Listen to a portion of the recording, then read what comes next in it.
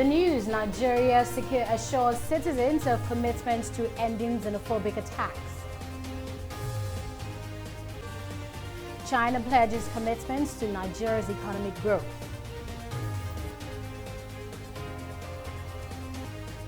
And 10 killed, scores wounded in fresh Taliban attack on Afghan capital.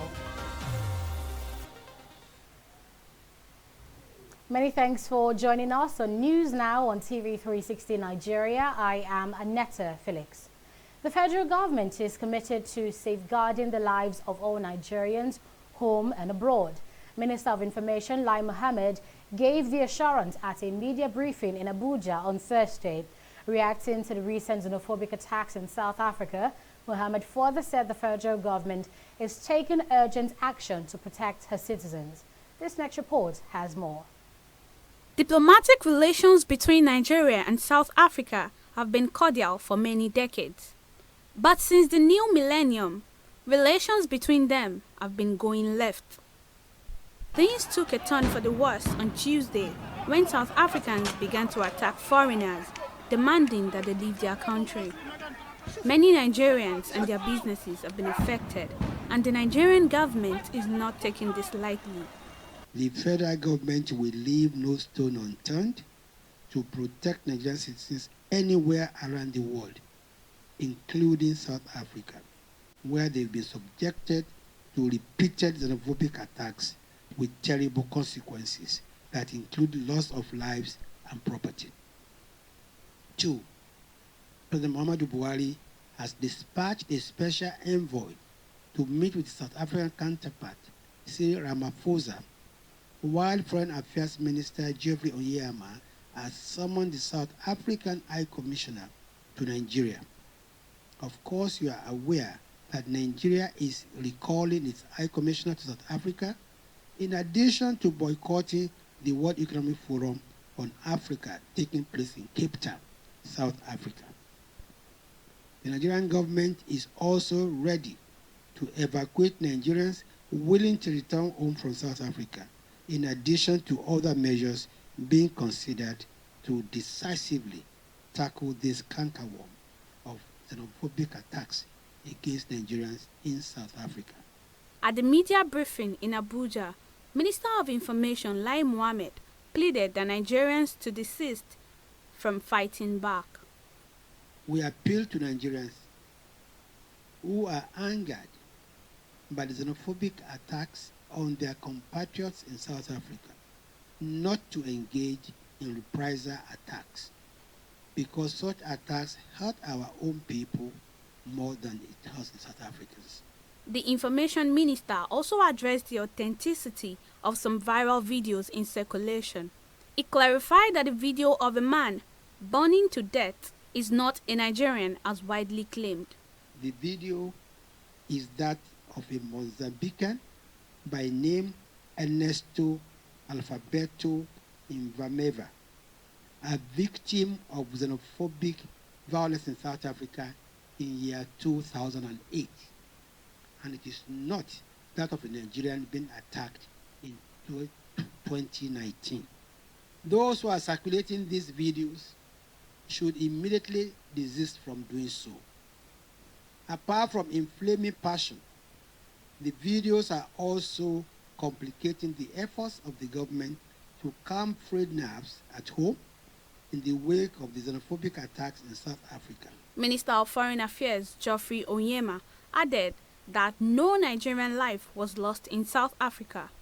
He added that President Muhammadu Buhari will brief Nigerians soon. We have to take the moral high ground on this matter. We are victims here, and we're making that position clear to the international community and to the South African government. We here in Nigeria must not fall into the temptation of also resorting to the acts that we are condemning in others. So Mr. President has pleaded and is likely to make a statement on this, addressing the Nigerian people, to please desist from acts of vandalism and aggression. Other African countries have been reacting to the xenophobic attacks in South Africa. Rwanda, Congo, Malawi and Nigeria are pulled out of the World Economic Forum, and protesters stormed the premises of the forum today. Earlier today as well, protesters in DR Congo attacked the South African consulate, and several Nigerian celebrities are pulled out from concerts in the South African country. In the light of this event, it's hard to say when this will all be over. Abisola Adebayo, TV360, Nigeria. Domestic carrier Air Peace says it is willing to evacuate Nigerians from South Africa to complement efforts of the federal government in addressing the xenophobic crisis.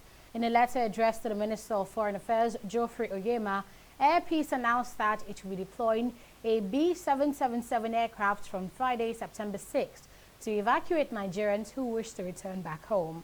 The airline's chief operating officer, Oluwatoyin Olajide, describes the xenophobic attacks on Nigerians in South Africa as an unfortunate event, saying the company cannot fold their hands and watch fellow Nigerians being killed by South Africans. The Nigerian embassy and the South African government have now been charged to rescue stranded Nigerians by transporting them to the airport to enable the airline evacuate them back to Nigeria. South African High Commission in Nigeria has shut down its offices and consulates for fear of attack. The country's acting High Commissioner, Bobby Monroe, says he has directed the mission to suspend all consular activities until further notice. This is despite increased security presence at the embassy and other South African businesses in the country. Monroe explains that the reported attacks on South Africans in parts of the country informed the decision to close down the mission. The closure is coming hours after the telecom giant MTN shut down all of its outlets over safety concerns.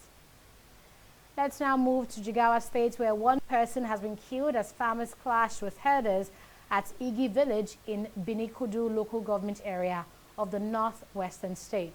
Commissioner of Police in Jigawa, Balazama, confirmed this to reporters on Thursday in Duse, the state capital. According to him, the clash broke out as a result of a dispute over the ownership of land between the herdsmen and indigenous farmers around Igi Forest.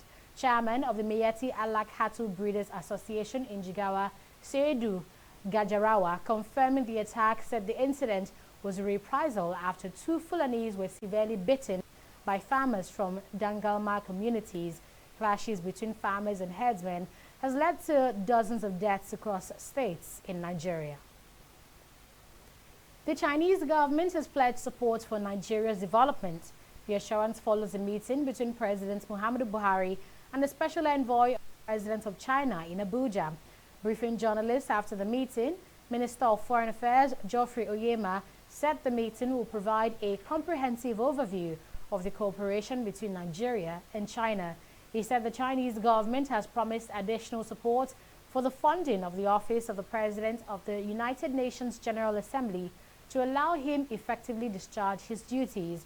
The meeting also reviewed progress in 4 airports under construction, security, agriculture, power, and the Lake Chad. The Election Petition Tribunal sitting in Lagos has pronounced candidates of the All Progressives Congress, Jide Jimo, winner of the February House of Representative election in the state. A 3-man panel of the court gave judgment after a thorough examination of the exhibits presented by the challenger and People's Democratic Party. Speaking after the judgment, Jide Jimo praised the court's decision. He stressed that the judiciary arm of government should be given total autonomy to effective performance of its duties. On the 23rd of February, you all came out and voted for APC without rigging. You voted, accreditation were duly done. You voted, results were collated. After your voting, result was being announced. And we give thanks to God that that result was being challenged by PDP. Today, they have gotten their verdicts, and the verdict is 3-0. All the 3 judges were in support and have held our election. The tribunal confirmed that the election was conducted in substantial compliance with the provisions of the Electoral Act. Yes. The tribunal also confirmed that there is no case of overvoting, no case of multiple thumb printing, Yes. no case of forgery, Yes. no case of falsification of results, that everything was conducted in accordance with the Electoral Act.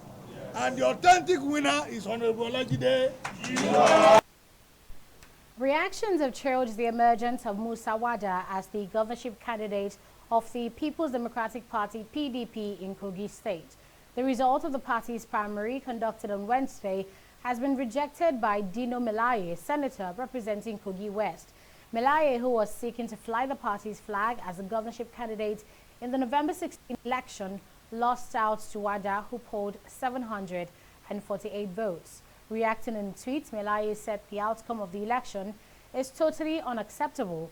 He said it was ridiculous to declare the final results when his votes already sorted in 8 of 10 ballot boxes were missing. Wada will be facing incumbent Governor Yahaya Bello of the All Progressives Congress APC for the #1 seat in the state.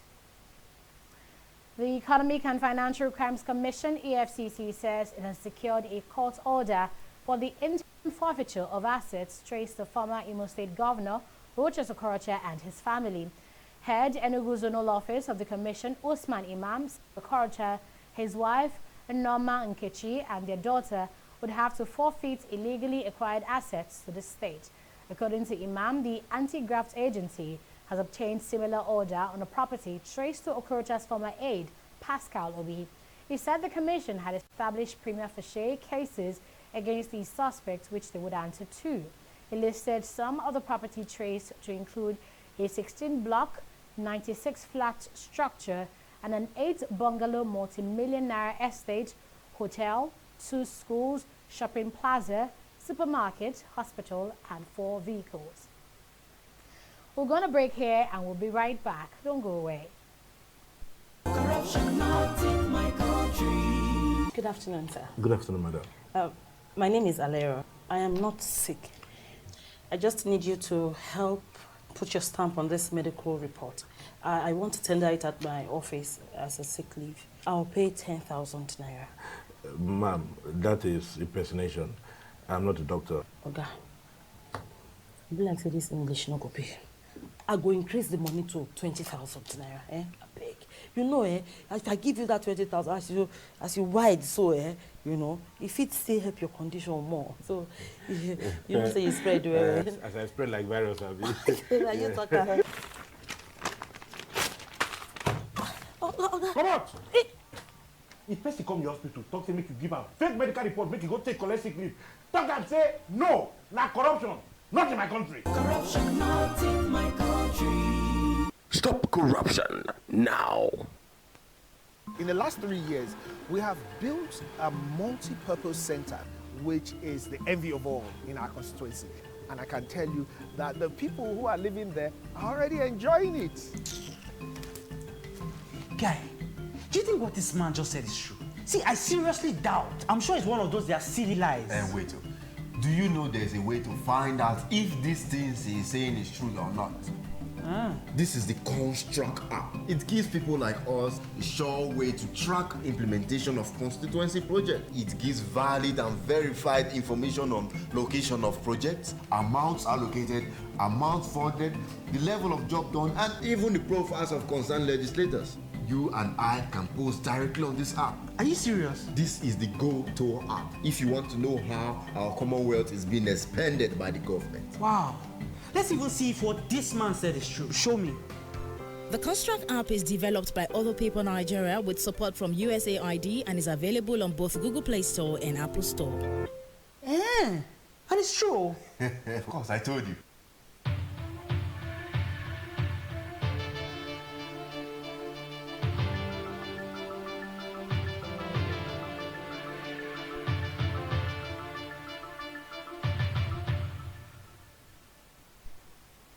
You're welcome back, and we have Oyi Adekunle for the latest in business. Hello, Oyi. Hi, Anita. In the past few days, what's been much talked about is the xenophobic attacks between Nigeria and South Africa. And we see here that it's having a negative consequence for the Nigerian economy. Please tell us more about that. Well, you're absolutely correct, Aneta. Just like the federal government, financial experts have condemned violent attacks on South African businesses in Nigeria. Hundreds of Nigerians have been temporarily put out of jobs as MTN Nigeria shut down all its outlets across the country. And experts say there might be further decline in Nigeria's gross domestic product if the situation is not immediately addressed. Fidelia Agoncha has the details. Attacks on South African-owned businesses is one way Nigerians are reacting to the xenophobic crisis rocking southern Africa. This tit-for-tat trend has grounded the activities of top brands like MTN and ShopRite. While some Nigerians seem to be satisfied with this development, economic experts have raised alarm on the possible impacts. I noticed that the model used by some of these big stores, particularly that's been attacked in Nigeria today, they have franchise. The real commodity are owned by Nigerians. The land is owned by a Nigerian. The building is owned by a Nigerian. So what Nigerians are doing is not attacking South Africa. Yes, you are attacking a brand which has a value here. It can be affected on the stock market. But who pays for it on the immediate is that Nigerian who is employed, who is on, say, $2 a day salary or $5 a day salary, who is going to be out of work based on the secular issue for fear of attack by another Nigerian who wants to protect Nigerian, not knowing that it's really affecting Nigerians. Alhaji also highlights the long-term effects of the crisis on the Nigerian economy. There will be reduction of economic activity as it affects grocery, as it affects telecommunication, and so on and so forth. By the time third quarter report is coming, those sectors will be affected. So if you don't have growth in other areas to swallow the reduction, the GDP figure that we claim is down by to 1.94% may further go down. Since the start of the week, no fewer than 5 foreigners have been killed in South Africa, where locals blame migrants for the growing rate of unemployment and overpopulation. Alhaji says South Africa needs a proper empowerment scheme to engage unemployed youth while using the population to grow its economy. South African government, and when I say government now, beyond modern government, beyond democratic government, I mean traditional ruler in South Africa, they are the forefront of this. They know how to speak to these people. Most of these people are not educated, and those that are educated among them, they are not fully educated. Those South Africans that are educated, they have jobs, they're qualified to get jobs. So authorities in South Africa may want to design a scheme for the people, because the people you have not taken care of, they will come to destroy what you have taken care of. Even what your friends, your neighboring country are taking care of, they will destroy them. What South Africa should see is opportunity for their people, opportunity to further develop. If foreigners are coming to their country to do business, how maybe do we increase revenue? Do we generate revenue? Renewed xenophobic attacks on Nigerians in South Africa has strained bilateral relations with both countries. In the space of 24 hours, Nigeria has recalled her ambassador to South Africa, pulled out of the World Economic Summit in Cape Town, and initiated processes to repatriate citizens from the country. Fidelia Agoncha, TV360, Nigeria. CIBN President Uche Olowu has urged banks to extend a hand of fellowship to real sectors that are major contributors to the economic development of the nation. Olowu, while speaking on the future of Nigerian banking industry, explained that the signing of the African Continental Free Trade Agreement will at the end of the day yield positive returns when the implementation begins. The message to the customer is that they are in for a good thing, because what happens is that when there is competition, there is disruption. It's designed to relieve their pain points. So banks and fintechs will collaborate together to ensure that the customers get good service. So to that extent, the customers are better off for it. And it also will facilitate financial inclusion, which fosters, creation of economic activities that foster employment and development, growth and development in the economy. Important is for all stakeholders in the nation's economy to realize the benefit of digital services, not only for banking and other industries, but even for governance, because it starts with providing an enabling environment, government paying the right attention to the need to provide the enabling environment for digital services. in terms of low-cost services, in terms of infrastructure. That will fast-track the emergence of a digital economy that we want Nigeria to be. You can then put on top of that things that can also develop the financial institution, the financial system, in terms of digital banking, in terms of online services, in terms of e-commerce, in terms of digital trade. So it's something that has the potential to transform our economy and to diversify our economy and to make sure that the country achieves its full potential. Players in the Nigerian oil and gas sector have charged the government to find a lasting solution to the security challenges facing the nation.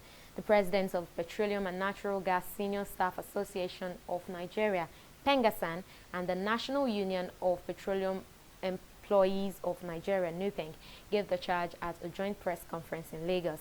They said the unions might be forced to reevaluate its position as the issue is getting out of hand, as the workers and relatives are now the main targets for kidnappers.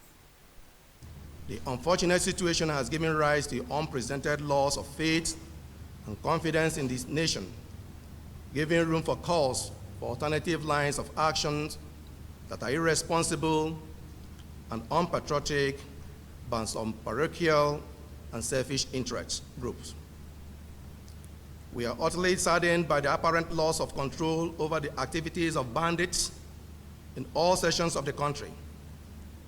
Every daily headline, locally and globally, is replete with gory stories of killings, kidnapping, ritualism, cultism, human trafficking, rape, and all sorts.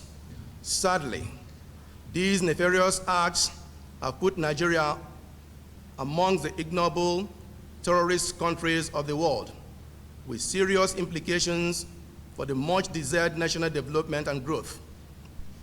Frankly speaking, no nation can make any serious progress when lives of people, citizens, and foreigners are constantly in danger. We'll be taking a look at activities on the stock market next, but that would be after this break. Please stay tuned.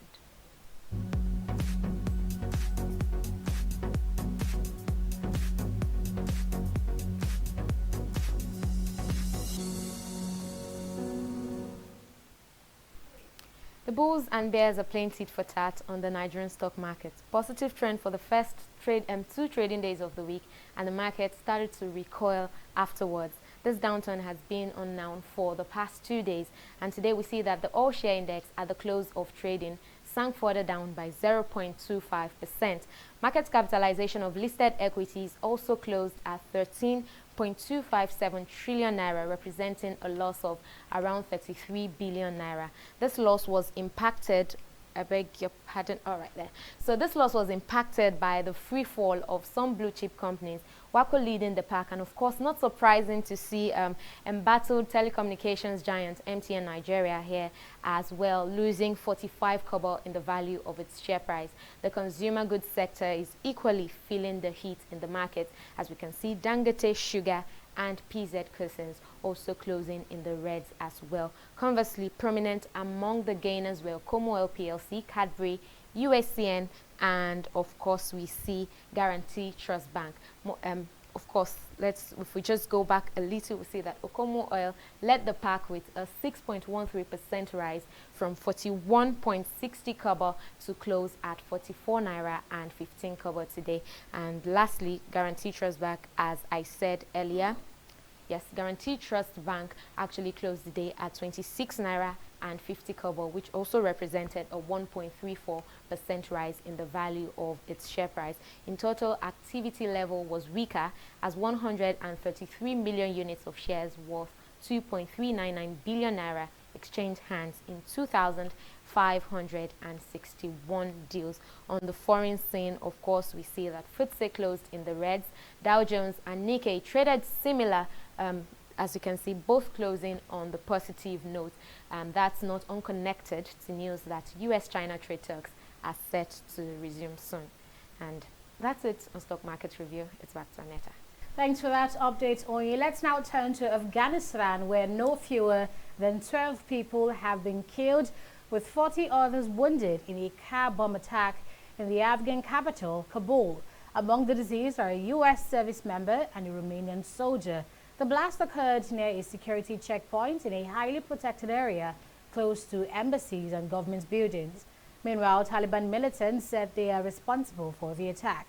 Kabul has been gripped by a surge in violence since the U.S. and the Taliban agreed to bring the war to an end. Nigeria will face Sudan later today in the qualifying fixture of the Africa Under-23 Cup of Nations. Kickoff time is 7 p.m. The return leg of the match, which will take place next week, will hold on Tuesday at the Stephen Keshi Stadium in Asaba. 14 teams will battle in a two-legged tie over the next 5 days, and the overall winner in the contest will proceed to the Africa Under-23 Cup of Nations, slated for Egypt in November. And that's all for today on News Now. Many thanks for watching, and bye for now.